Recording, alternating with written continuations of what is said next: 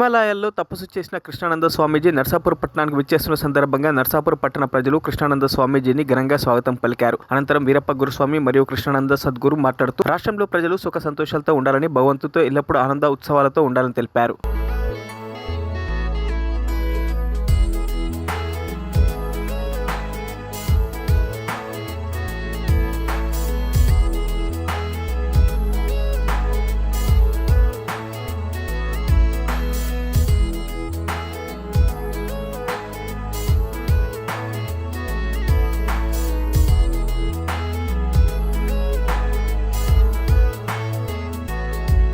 మరిన్ని అప్డేట్స్ కోసం మా ఛానల్ని సబ్స్క్రైబ్ చేయండి.